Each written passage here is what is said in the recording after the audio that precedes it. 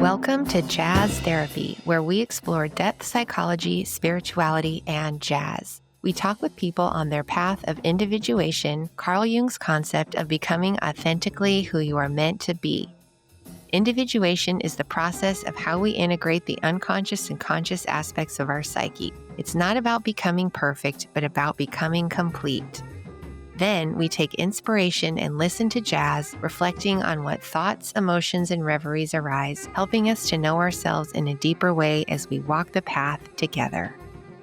Lori Jean is a musician, writer, creativity coach, and soul guide. For over a decade, she's worked as a spiritual director, walking alongside seekers in their seasons of mystery and transformation. After the global pandemic and a growing suspicion that the mental health industry was missing something vital, Lori stepped away from private practice and dove into the wilds of depth psychology to study C.G. Jung, mythology, and the deeper currents of the soul. She's now writing her forthcoming book, Rewilding Soul, Less Mastery, More Mystery, a lyrical and subversive antidote to positive vibes only culture. Her work challenges the idea that life is about unlocking potential like it's a bank or vault, and instead invites us to remember that the source of all that is not our cosmic vending machine. As a musician and storyteller, Lori weaves art, myth, and irreverence into her conversations, inviting us to stop taming the wild and instead learn how to truly co-create with it.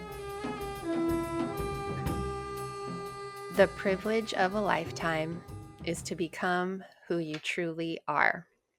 Carl Gustav Jung. Knowing your own darkness is the best method for dealing with the darknesses of other people. Also, C.G. Jung. Well, welcome, Lori. I'm so glad that you could be here today. Yeah, thank you. I'm so excited to be here. We are on our season premiere of season 3, episode 1, and our theme today is embracing the shadow. And so just jumping off, we can just dive right in. And I always just, those quotes I feel like are setting the tone for today as we get ready to embrace the light and also the dark. And so any associations or thoughts that come up as you just first hear these quotes? Well, I did not know that this was like first episode of your new season, and I have to say that's a heck of a topic to decide to start the 3rd season on. Like, oh, let's just go right in and go for the jugular. Let's do shadow work. Yes. Well, I'm glad that you're game for it. And we'll hold the dark and the light. Yeah, yeah, yeah. And I think that's what Jung wanted us to do. We're not supposed to relegate these parts of ourselves to the basement. We're not supposed to repress them. And when you, and I'm preaching to the choir here, but as you know, when you look them in the eyes, they're not the monsters you think they are. That is so true. And it's also so difficult. So this just gets me to kind of my first question is just and kind of inquiry or gentle wondering is, what spirituality is to you and how that shows up and manifests in your life, and then sort of how you work and practice with it. And we'll get to also how we can work with particularly the shadow, because that's a very good question. And I still struggle and work with that myself with my clients. So Mm-hmm. It's such a big question too. So, in my work as a spiritual director, it's really deep listening and accompanying people as they define that for themselves. What is spirituality? What does it mean to live this way? Um, I think it means to live a life of meaning, right? This being human is, I mean, it's a journey. And when we fall into meaninglessness, that's when the journey gets really, really hard. And so I think for myself personally, not in my work with others necessarily, because in that I'm just trying to be with them as they discover it for themselves. But I find that for myself, spirituality has taken on a little bit more of what people might call animism, to live mythically, to live rooted in the belief that, not just me as a soul incarnated here, but the world around me isn't sold, right? That the rivers and the trees and the animals, and that maybe even my pottery, like my favorite coffee cup, has soul. It has its own essence that I'm living in communion with, right? Like there's something about the art and the creativity of this cup that brings meaning to my life, that brings ritual to my morning routines. And so I think when you walk in the world with that orientation, um, being in communion with God or source or the universe, whatever you choose to call it, becomes just, I don't know, just it's very, very mysterious, but it's also really deeply comforting. It makes it so much easier to face, the things in the Jung quote that you shared at the beginning, to just face the world when it's a little ugly sometimes. Well, that's It's a very long rambling definition well, of that spiritual. was beautiful. I feel like I see eye to eye. I sort of describe myself as a mystic, and I really love how you frame for us and then defined animism. And that also Yeah. really mirrors an experience I had once when doing the psychedelic DMT, when I could really feel that everything in the world is God. Everything is part of God. There's nothing that is not God. I'm wondering if how you sort of came in your spiritual evolution to where you are now and just what that path and journey has been like. I'm curious about that. Yeah, I mean, it's very Jungian for sure. So, it started off rooted in Catholicism as a child, and I'm so grateful for those roots because, as much as that's not how I identify today, I think I often think back actually on one of my very first analysts who I was working with, and I said to him, you know, just recovering from being a recovering Catholic was going to be like something I had to work on my whole life, and I was kind of like mad about it. And he was like, I was brought up by hippie parents who kind of raised me nothing. And I always had a little regret over that because I didn't have anything to rebel against. And I think about that a lot, that we need a foundation to help show us not only what we believe, but what we don't believe. We have to have something to say no to. This plays into shadow a little bit too, um, but what I'm grateful for in that upbringing is Catholicism taught me a lot about living sacramentally, like sacrament is animism, essentially, to me, anyways. And then I think I took that and I took the mystics with me. I always say if you want to find the best part of any religion, you go to their mystics, go to the people who are in the desert, the desert fathers and mothers, and then you'll find like the gold in these traditions more so than inside the buildings. Um, and then from my spiritual direction training, I was really steeped in depth psychology, went back to school at Pacifica, um, and then did my own, not DMT, but did my own psilocybin journey. And that experience, much like yours, just really grounded me in the understanding that God is everywhere. Nothing isn't of God. And also that I am a part of that being myself, that, um, we are one in essence, like we are one. I always say, if especially Christians will say that we're made in the image and likeness of God, right? Um, and I think that's most true when we ourselves are creators. Because I like to say I won't say I know anything for sure about God, because it's this big old mystery. But the one thing I'll say I know for sure about God is a creator. So if God is a creator and we are creations, then when we ourselves are creating, I think that's when we're in that energetic flow from which we find our beingness, our initial spark, and then that flow just keeps moving. Yes, no, I Absolutely. I won't even say agree because it sounds too dogmatic, but I really No. it's like I agree or I concur. I really vibe with that. And I loved how you talked about using your Christianity, like Catholicism, as a base, as a springboard, and that your spirituality has, it's never like matter can never be created or destroyed. It's just been like transmuted into a different form of Yeah, being. great word. And I Yeah. can totally understand that. I grew up going to a Unitarian Universalist church, and that was really lovely in a lot of ways. We learned about a lot of the world's religions. However, I did envy my Jewish friends and Catholic friends because it seemed to me they were part of something that was a lot more legit. nobody Right. nobody really knew what sort of being a Unitarian was. However, I think we do need some kind of like foundation or Mhm. some kind of imprinting so that we can sort of push off from that. You Mhm. mentioned also seeing a Jungian analyst and being a spiritual director and reading the mystics. And so I wondered if you could flesh out sort of like what your spiritual practice is like, your work as a spiritual director, and sort of how all of these really beautiful elements come together to influence you personally and professionally. Yeah.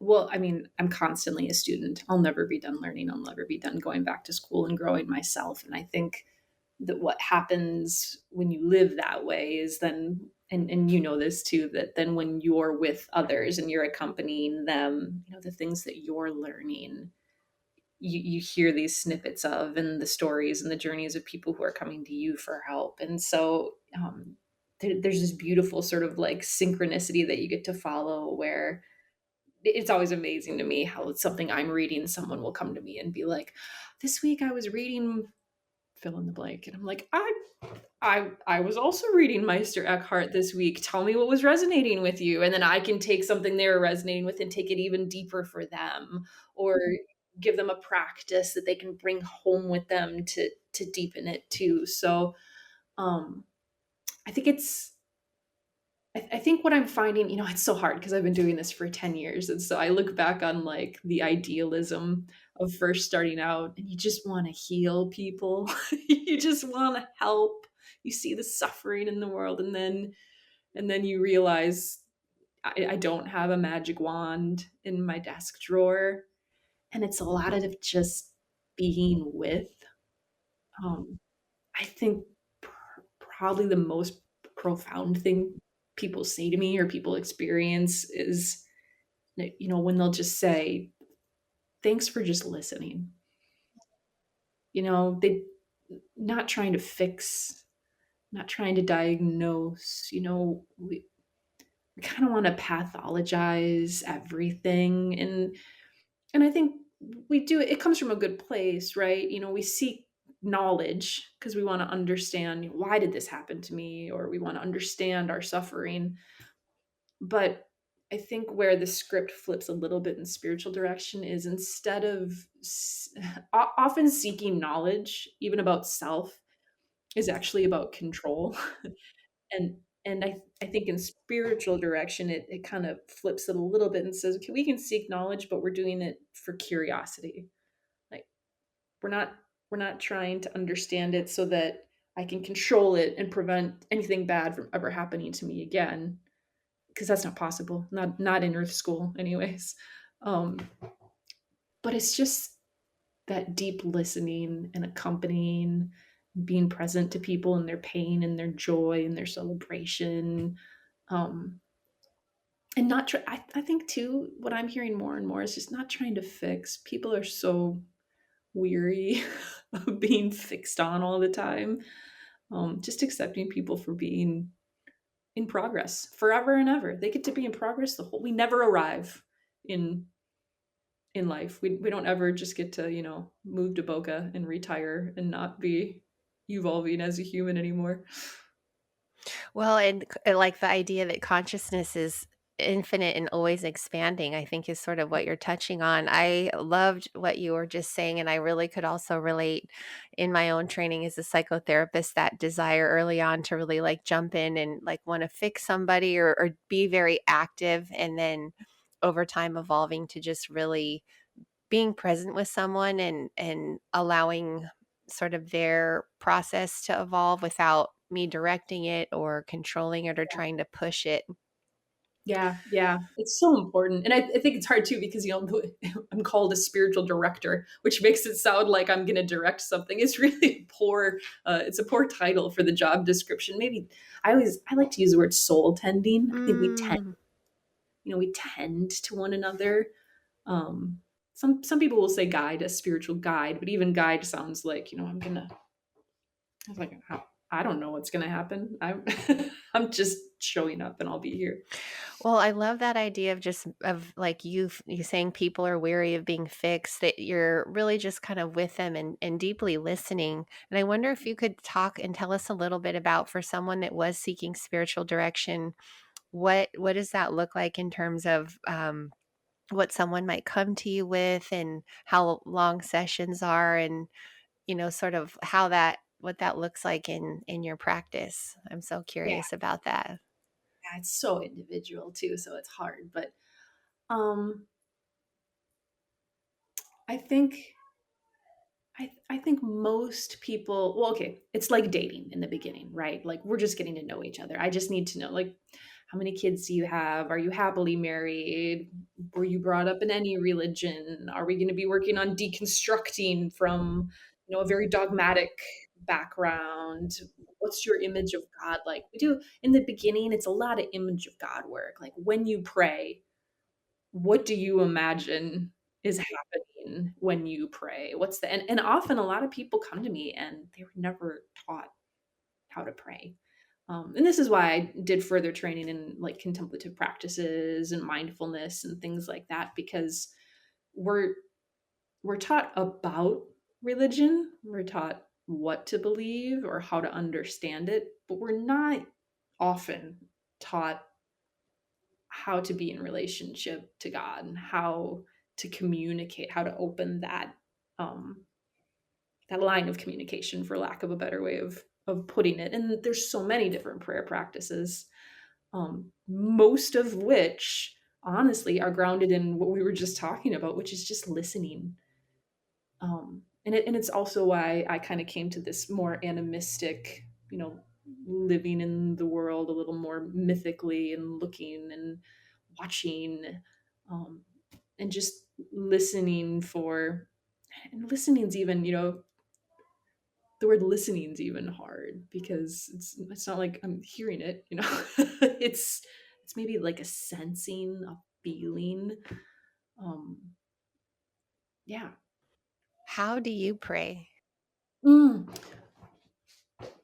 Lately, it just happens to me. It's very strange. Um, I'm exploring it with my own spiritual director, to be honest with Mhm. you, because I certainly sit down in the morning. I set intentions for the day. I do like a journaling practice. And I suppose in some ways that's prayer and it's opening up this line of communication. Maybe it's opening up something in my psyche, in my consciousness. But lately, it's like I'm walking outside in the yard and something just stops me. And I'm like, oh, hi. It's almost like a greeting from the other side. And I just pause in it for maybe a minute or two. It's like I'm so envious of, like monks who live their entire lives meditating for 7 hours a day and they can like maintain that level of connection for hours on end. I'm so grateful if I get a minute or two before, ego and the monkey mind comes back in and starts narrating it and wanting to like understand it and make commentary and say like, oh, it was the lizard, you saw the lizard on the ground and then it climbed up the wall and that must have been a portal that opened up to, and then your imagination gets going and it kind of breaks the experience a little bit. So yeah, I wish I had a prescription, but I don't. Well, that's beautiful because there's I think you're sort of saying there are times when, you have, the rituals of writing and sitting down in a more formal way, and then just being open to when you're, I guess we'll say, hit with a feeling or or grace or whatever we want to call it, and then you're really just present with yourself. I mean, that's kind of the goal. We want to be in flow with the Tao, and I can 100% identify with also then wanting to analyze and label and being like, oh, is this a mystical experience, or just Did all. this count? Yes. Like we're still doing this, like, did that count? But like gods, got this like checklist in the sky, and when we die, we're gonna get a report on how many times or how many minutes in our lifetime we spent in prayer. And it's not that simple. But it's a deep infusion of this very powerful, like ineffable feeling. I think I know what you're describing. You can't really even put words to it, that will come to you and that you're just saying you will be with and embrace. Yeah, yeah. It's why more and more I just really I'm starting to push up against a lot of the, it's not prescriptive, but just dogmatic, I suppose, attitude toward different spiritual practices or religion, fundamentalism, because it's just so mysterious and so outside of our control so much of the time. You can put the intention out there, you can decide that you're going to be open to it, but this attitude that we kind of have started to develop both in psychological and in spiritual communities, that like we can master anything, that we can manifest. We talked about this a little bit, and some of the work I'm doing on the book I'm writing with, about less mastery, more mystery, and living, um, yeah, living in flow.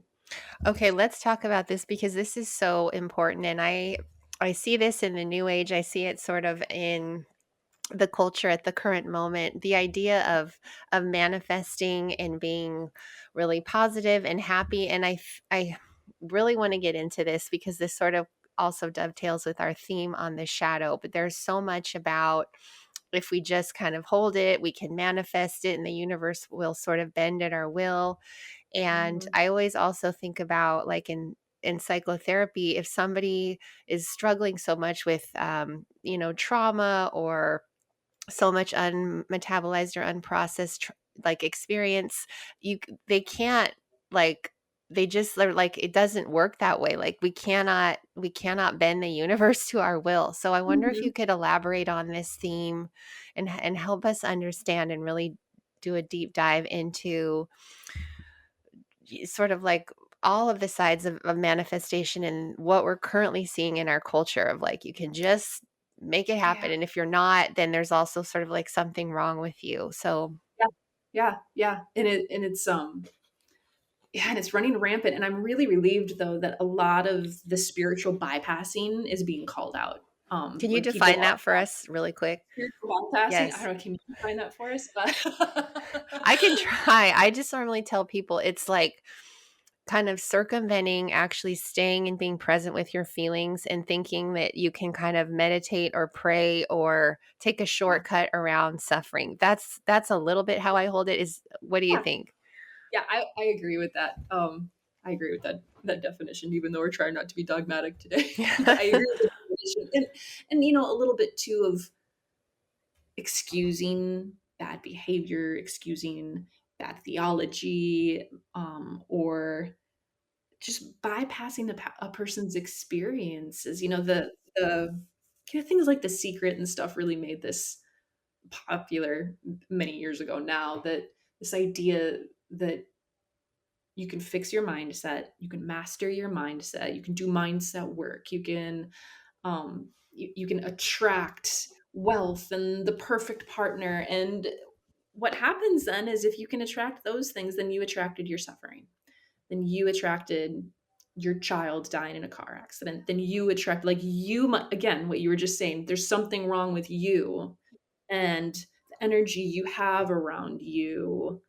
If bad things happen, like, I'm like, try saying that to a mother in Gaza right now, so like we're starting to recognize, the longer we live our way into these communities, that there's some holes we need to be looking at in the fabric that they've woven. So the book I'm writing, Rewilding Soul, is really looking at this and looking at shadow and criticizing to some extent the ways in which, even spirituality has become this product. It's another thing to master and then monetize and then brand. But, soul cannot be optimized. And often if you try to, it refuses, these ego-driven concepts of success and happiness, and good vibes only are coming from a place of avoid it, right? We want to avoid pain. We want to avoid the negative vibes. And I get it. And I understand why.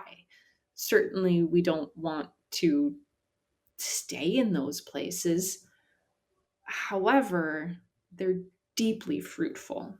And sometimes the stuckness that our clients experience when they seek us out, I just feel stuck. That can be really sacred. And nature shows us this, right? Where does a lotus grow? In the darkest, muddiest, ugliest part of the forest. You want to be a lotus? You want to have the beautiful life that you said that you were going to manifest, and you start putting it out there, and then God or the universe gives you a big, like, knockout? It's not an obstacle. It's the path. Maybe you have to sit there for a while to grow into, to grow from an ugly duckling to a beautiful swan. And I think in the self-help world and in positive psychology circles, they they can't stay with the shadow long enough. And then when people feel stuck there and they're working with coaches or they're working with a mindset group or something like that, they really, it just becomes a new form of shame that I'm doing it wrong. It didn't happen to, how come everybody else in the group had a beautiful synchronicity moment last week, and Lori saw a lizard on the wall and had a communication with God, and my kid got norovirus and I was just cleaning up puke all week, like. I love that, and I'm so excited to hear about your book, and I can't wait to read it when it comes out. Yeah. I was also thinking SNL did a skit on kind of exactly what you were referring to about like manifesting, and I'll try to find it because they really totally poked holes in kind of that argument. And I feel like for myself in my own healing journey, it wasn't until I was really able to deeply look at, I think, my own shadow, and I'll define that in a minute, and really heal a lot of early childhood trauma. And I'm not done or fixed by any means. That I feel like I was kind of naturally able to get to a place where then more things started to flow in my life, but it wasn't like I was sitting down like trying to muscle or control or like make things happen, because I don't think I could have done it before or been in that like place of alignment with the universe before then. So Yeah. I love what you're Yeah. talking about, how like, yeah, because people can really feel shame about, oh, what am I doing wrong? Or even I shouldn't be having negative feelings. I'm going to Yeah. read us a little bit about the shadow according to Jung, and I'd love to hear you talk more about this. And then we can also talk about how we as individuals can learn to embrace our shadow, because we're all doing that and it's continuous work. Mhm. Okay, so this is from the Society of Analytical Psychology in the UK. Jung had a deep interest in the shadow, its form and content, and in the process of assimilating, quote, the thing a person has no wish to be. He saw quite clearly that failure to recognize, acknowledge, and deal with the shadow elements is often the root of problems between individuals and within groups and organizations. It is also what fuels prejudice between minorities, groups, or countries, and can spark off anything between an interpersonal row and a major war. And then I'll just read this. The shadow is that hidden, repressed, for the most part inferior and guilt-laden personality whose ultimate ramifications reach back into the realm of our animal ancestors. If it had been believed hitherto that the human shadow was the source of evil, it can now be ascertained on closer investigation that the unconscious man, that is his shadow, does not only consist of morally reprehensible tendencies, but also displays a good number of qualities such as normal instincts, appropriate reactions, realistic insights, creative impulses, etc. Mm. Mm. Good stuff. So, in terms of our shadow, how do we as individuals sort of work with our how do we do shadow work? There's also a lot of stuff in the new age about this. How right, how do we You modified that too now. right. And so how do we do that and how do you help, you know, that your Yeah. clients I and then mean, also yourself?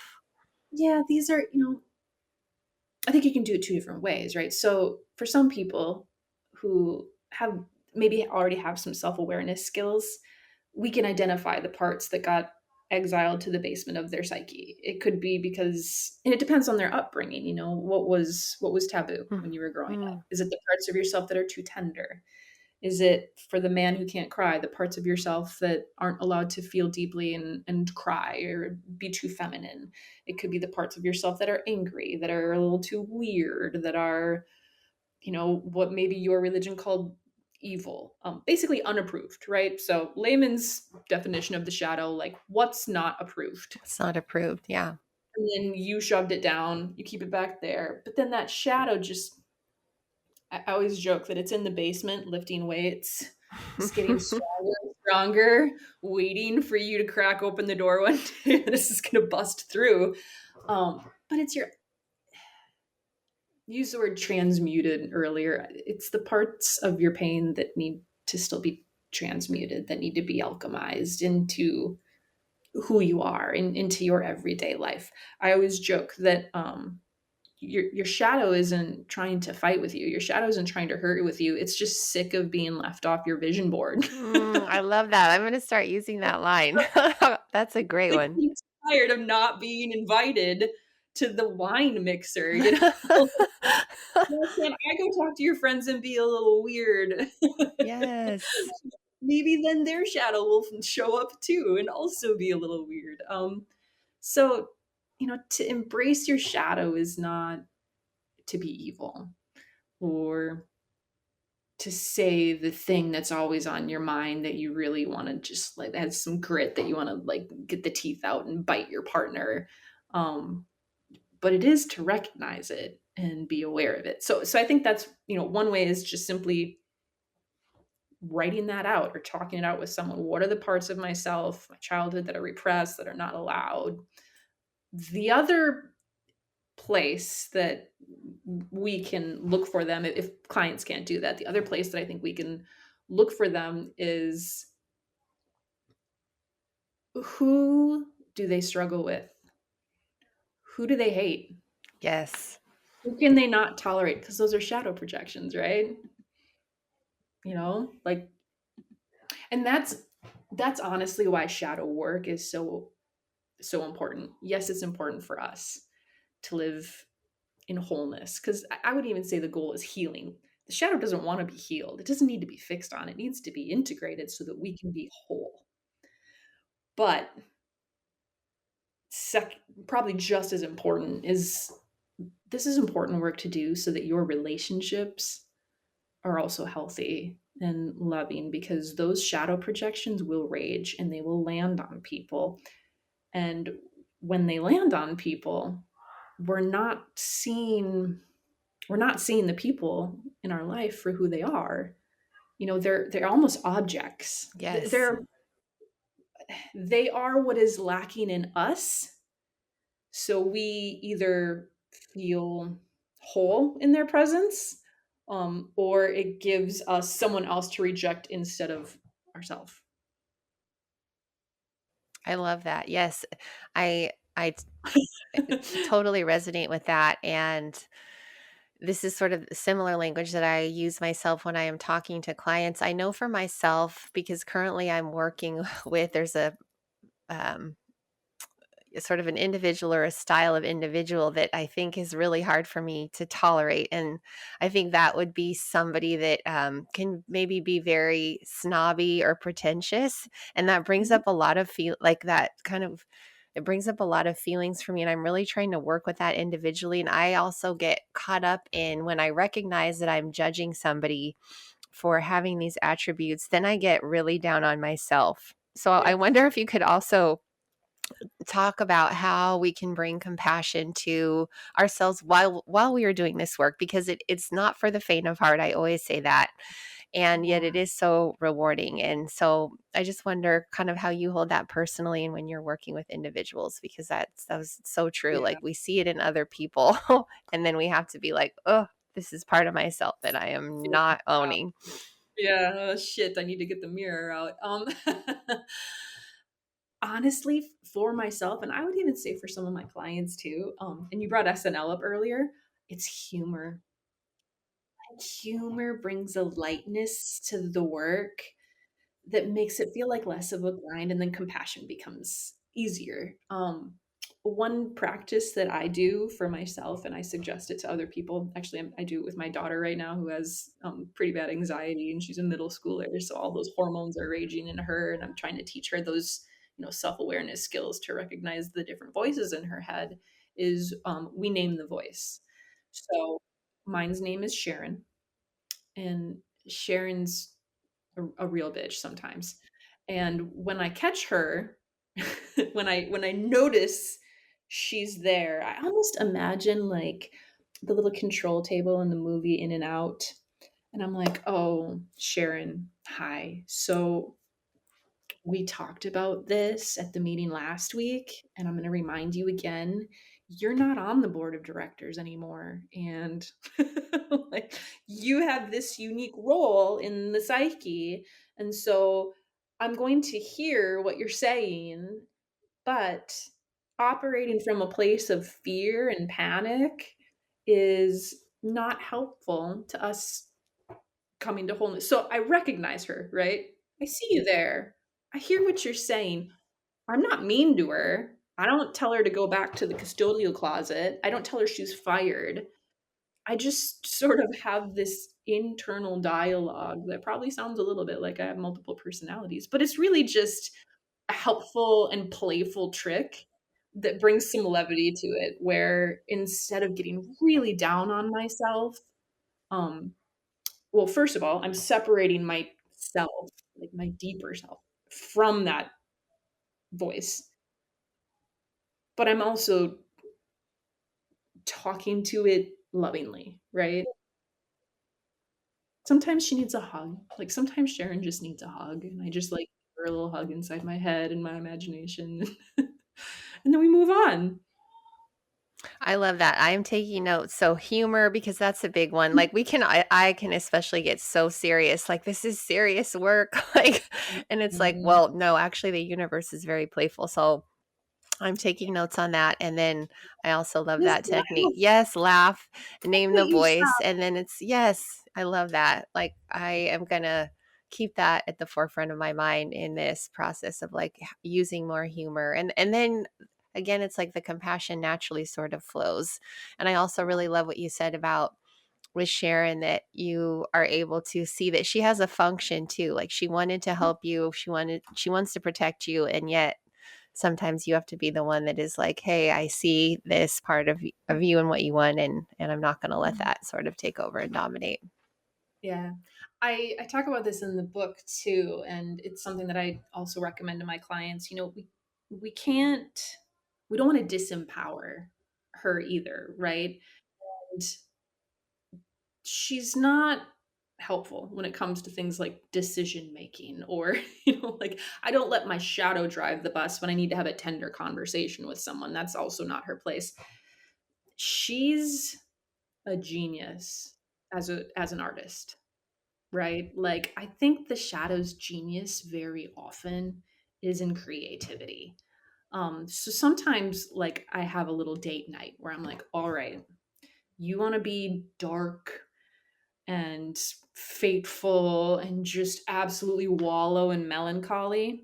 After the kids go to bed tonight, we'll write a super sad song. Mm, And then I hand her the reins, right? Now, for someone else, that could be painting, it could be sculpting, it could be ceramics, but often it's giving her a way to put something out here in the world, to create something outside this, what's inside the skin suit, or outside, my consciousness isn't inside here, but just to create something out here in the world. Because like I was saying earlier, I think we're, if we're at all made in the image and likeness of God, then we're most in touch with that when we're creating, when we're putting something out there into the world that didn't exist before we worked it out, right? And it can be bad art. Let it be bad art.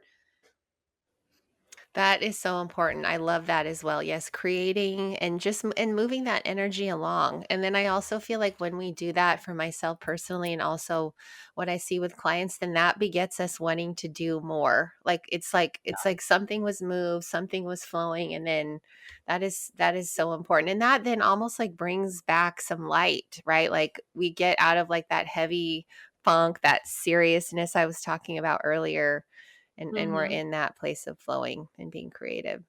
Yeah, yeah, because it's not like disrupting the flow of your life anymore. Like you gave it somewhere else. You gave Yes. that energy a redirect, and then it just you, you almost didn't have to do anything with it. Then I don't even have to have the conversation with Sharon. She just gets quiet. It's like she's probably like, oh, finally she listened to me. Okay, I can go sleep now. I love this. So I'm taking like notes in a little summary. So it's like recognize your shadow, where it comes up personally, and then also when we see it in others, because we can often see it there first when we're judging someone else. Yeah, yeah, Work with it in some capacity, bring humor, name the mm, voice, and then create. So, yeah, you guys, these are 4 great steps. I love that we just sort of have tools that we can start working with our shadow. yeah. Well, before we get to the jazz piece, I had asked Lori, you guys, to lead us in a little meditation. This is normally the kind of transition juncture in the show where we do a meditation. And I am so honored to have her be able to do that for us with her grounded, embodied practice, animism, just to do something for us today around this theme of embracing the shadow. So, if you're walking or driving right now, put this on pause. We're going to do a little meditation and then we are going to transition to some Pat Metheny. Yay. All right. So, full meditation. I wrote just with this theme that we've been talking about, with the intention that we're going to